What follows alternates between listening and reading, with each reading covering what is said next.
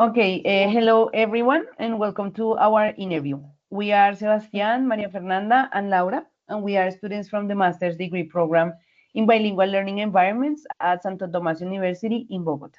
Today we'll be interviewing Ms. Angélica López, a Colombian teacher currently living and working in the United States. She is part of the Participate Exchange Program. She teaches Spanish as second language, and today she will share her experience and perspectives with us. So welcome, Angélica. Hi, everyone. Thank you for having me. Angelica, before we start our interview, can you please give us a little bit about context from the place that you are teaching in? I'm a Spanish teacher in public school here in North Carolina. The school has a fully a Spanish program. That means that I teach all the subjects in Spanish. So my students in third grade are, I will say, fully bilingual now. Thank you so much, Angelica. So today we'll be discussing concepts related to cultural diversity and pedagogy. That's why we have invited you today. And to begin, we would like to talk about cultural and linguistic diversity in a country like the United States. So we know that being in this country brings many opportunities, but also presents unique challenges for educators. For example, difference in languages, in values, customs, learning styles. So those issues can create barriers in the communication or in the classroom dynamics. We would like to know what are some of the biggest challenges that you face when you are teaching in a multicultural environment. Mm-hmm. Well, I think having a very multicultural classroom, as you said, is a great opportunity to kind of know the topics or issues that might be or represent some sort of problem here in the U.S. that whereas in Colombia, it might not. So one issue that comes to my mind is the issue about race. So in Colombia, we don't have, or like race is not that sensitive topic. Like we know that we are a very diverse culture and we celebrate it, and we don't kind of, reflect on the struggles, but we just, embrace or diversity, and that's it. But whereas in the US, it's a very sensitive topic. Black people have struggled a lot, and that community is very, is very aware of how far they have come. So they take a lot of pride in everything that they have gained. So that topic is a very sensitive topic in the education system, at least for me, because it's something that you have to gain knowledge and gain a lot of empathy and a lot of sensitivity as well as a teacher, so you are able to teach and talk about that topic without causing any conflict or issue in the classroom, huh? So I have that type of population, or yeah, population of students, like minority groups, Black American students, that we have to talk about that topic, and it's mandatory for us to talk about that topic. And when we talk about it, students start asking questions like, how is that possible that many years ago, Black population had to endure all the struggles? So I have to, teach myself that topic, and teach it, and then create that safe space for students to reflect and to talk about it, and to understand that was the past, but now we have come forward, and we have to be very empathic and very respectful towards every type of population, but recognizing that certain type of populations have endured more stuff, or maybe more situations that probably our own population or our own type of people. So that was a very difficult challenge for me, and but I think we have to talk about it, and that was also kind of like a cultural shock for me, because it's we don't talk about it in Colombia, but here is a very important topic. So I have to, learn first that and then teach it in my classroom. But I'm glad that those topics are discussed here because, students need to know about it, need to know the history of not only their community, but their communities that, they spend time with, other type of communities here in the class as well. Mhm. Thank you, Angelica. So, yeah, your responses and the issues related to race and social and cultural issues, it's a or sheds light on the importance of the attitudes of teachers to remain flexible, empathetic, and reflective as you have been. Actually, we have read some research on multicultural education that says that those challenges that you are facing have to be transformed into learning opportunities in order to break the pattern and break the social issues. So we observe that your perspective encourages teachers to be open-minded, be creative, and reinforces the idea that they are valuable, that those challenges are valuable moments for growth for both students, educators, communities, schools, etc.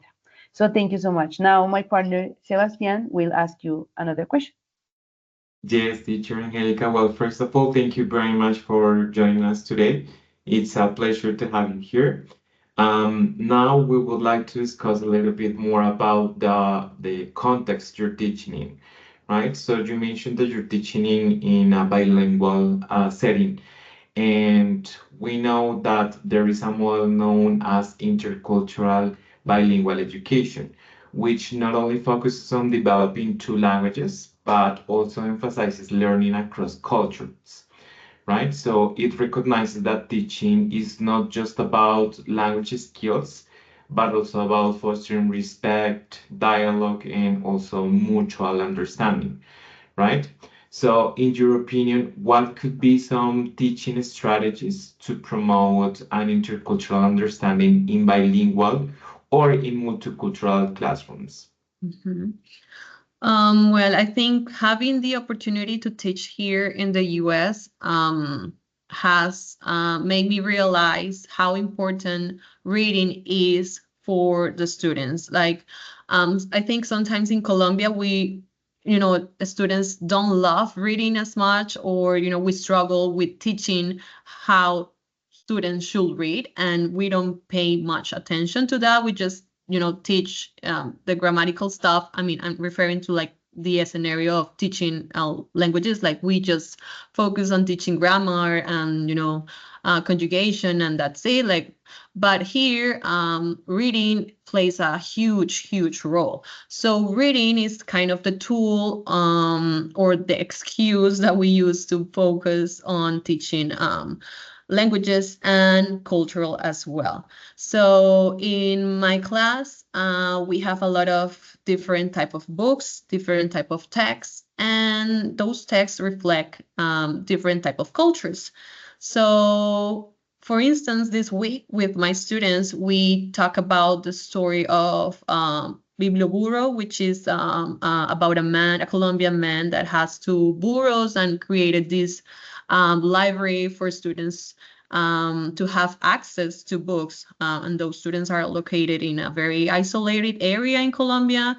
And that was a beautiful book to read because students were able to make, not only learn the content of the book and, how to say certain words, but they learned about my culture, one part of Colombia, and how students from another country, they don't get to have the same privilege that here the students have, like having access to books everywhere. So that was kind of an excuse to talk about culture.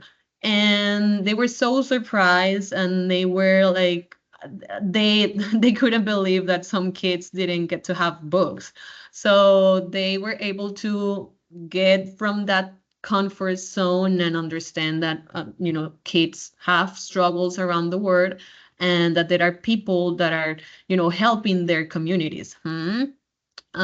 So that was really beautiful. We also get to see or to read other type of books from other cultures. We read about Afghanistan, and we read about a story of a girl that cannot go to school because girls there are not allowed to have education. So when my girls in the class, they know that they are so shocked, like they don't understand, like why some girls do not get that right. And we open that discussion, that kids need to have that discussion. Kids are very intelligent and very smart, and they if you present those topics in a very thoughtful way, you get to see how they are building more that empathy, and we are fostering those critical thinking skills. So I think, yeah, reading overall is my tool. And I think I will encourage every teacher to use reading and like that specific material to open those discussions and, teach language, but also teach about cultural issues that books have, that the certain books for students and for kids deal with, like we already have those type of books. It's just like we need to encourage teachers to use those materials. Absolutely, teacher. Thank you very much. And actually, your ideas align with some scholars we have read, who have liked the importance of forming intercultural speakers rather than only bilingual speakers.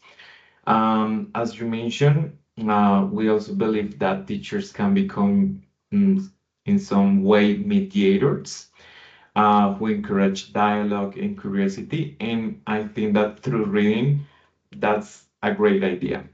Also, we have read some research on citizenship, and it also suggests that strategies like the one that you mentioned about reading are key to preparing students for active participation in multicultural societies. So thank you very much. Now, my partner Laura will ask you a few questions as well. Thank you very much, teacher. Mm.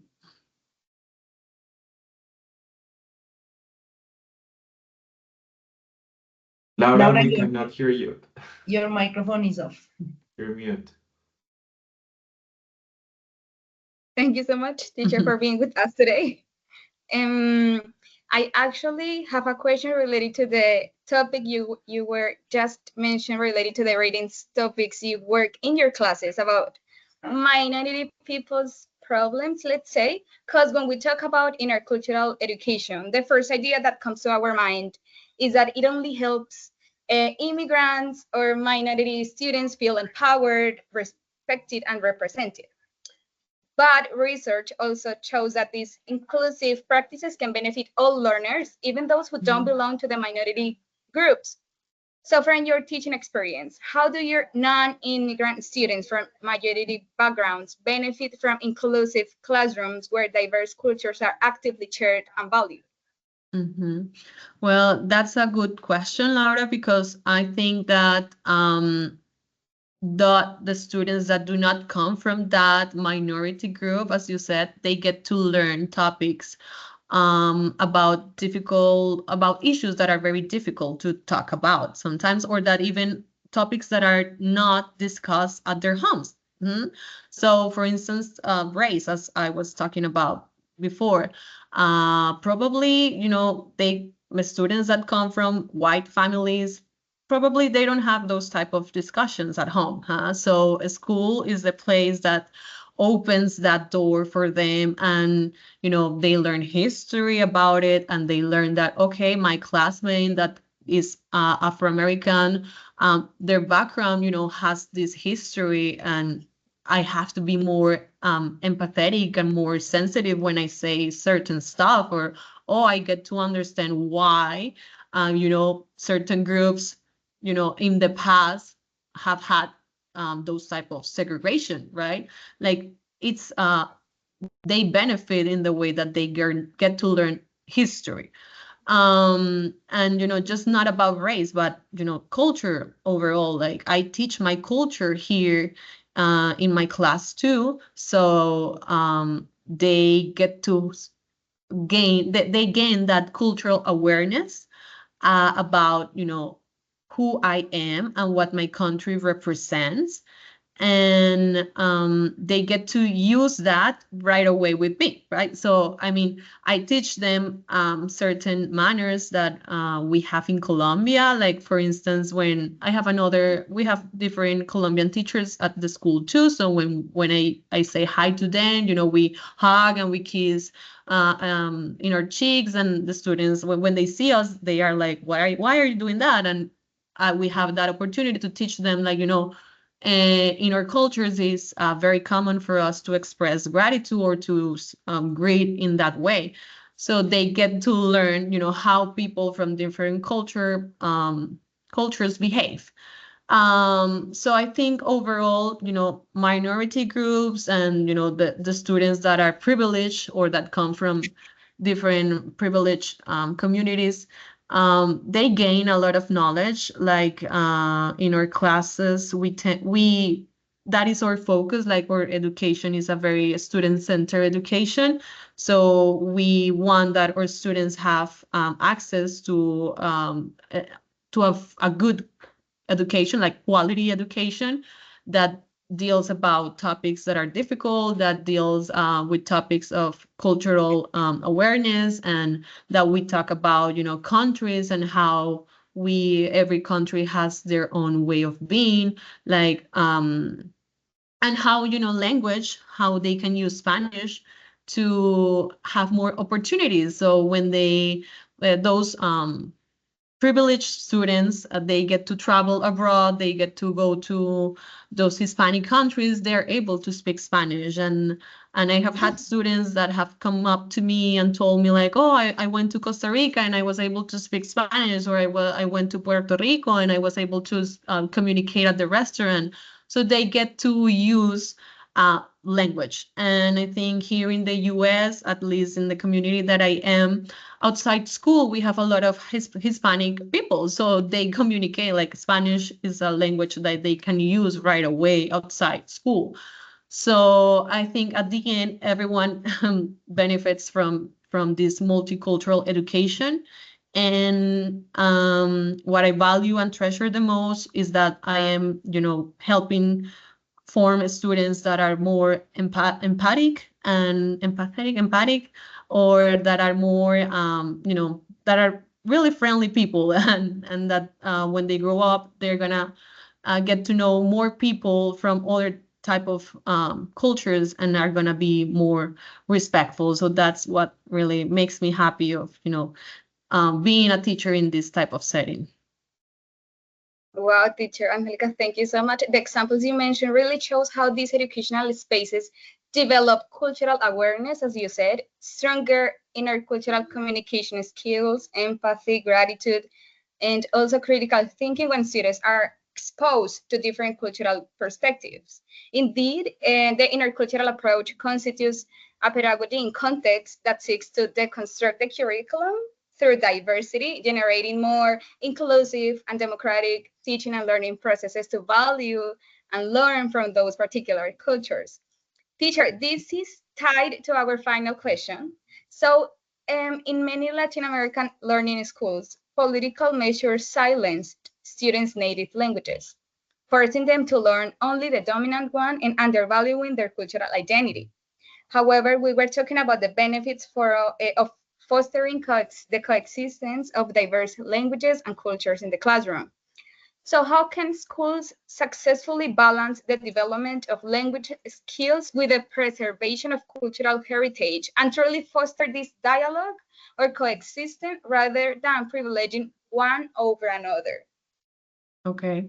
Well, that's a really good question, because I think what I've noticed in the education in the US is that it's a very student-centered education. So we aim for students to be happy and to be who they are. So we're in a culture that encourages every student to be who they want to be, right? That's the US culture. Like, we respect who you are and how you want to express your way of being. And so we start with that. At least in my class, that's our first rule. Like, we are a happy classroom and we respect each other. That's the first, and I'm being very honest, like that's the first rule that we have right there. We create this kind of contract with classroom rules, and that's the first one. And that's our culture here at school. Like if a kid wants to be, wants to wear a pink t-shirt, that's okay, because that's who they are. So we don't, we don't create, or we don't give privileges to one student over another. Like they are who they want to be, right? And in that way, language kind of builds on top of that, because through language, you get to see how culture is represented in different type of communities, right? So they understand, how people from Colombia behave, how people from, Mexico celebrate certain stuff, how people from Peru dress in certain occasions, because we have teachers from different Spanish teachers that come from different countries, not only Colombia, but we have Mexican teachers as well, from Peru, from Costa Rica. So those students are gaining that knowledge, like people are very different, and we celebrate differences here. Like that, I always tell my students that I don't like everyone to be a copy of everyone else. We are not the same as another student, and that is okay. And we are here to celebrate and to create that to create that safe space and foster that safe space. So we don't give privilege to one type of population. And I think our school does a really great job with that as well, because we have, there is the Spanish program and there is the English regular classes. But we have spaces where they get together and they can, share what they are learning in Spanish classes and the English regular program as well. So it's just, creating that space where they can be who they want to be, and recognizing that it's safe for them to express who they are, and that we are teachers, that we teach language. We understand that language and personality are tied, and that we have to celebrate how a student is, how the student expresses who they are. Wow, teacher Angelica, thank you so much. Actually, I love the idea of the classroom rules or golden rules, about thinking your classroom like an open circle where everyone is welcome as they are. That's amazing. Actually, the intercultural approach highlights that by fostering dialogue between knowledge systems and cultural heritages, schools can move beyond homogenization and uniformity, and instead promote respect and acceptance. So thank you so much. So now, Sebas? No, yes, teacher. Well, just to close, we really thank you for the time and all the thoughtful insights you have shared with us today. This conversation has definitely highlighted the importance of valuing languages and cultures equally, and including an intercultural approach that meets not only the needs of minority students, but creates opportunities for all learners, not only for learning, like the discipline, but also to develop empathy and intercultural communication, right? So we wish you the best, and we hope to talk to you soon. Thank you very much. Thank you so guys much. for creating this space and talking about this topic that I think is really, really important, and you guys are already doing it. So kudos to you, and thank you for having me. Thank you. Thank you Thank very you, much. Angelica, and thank you, guys. Thank you. Bye-bye. Bye.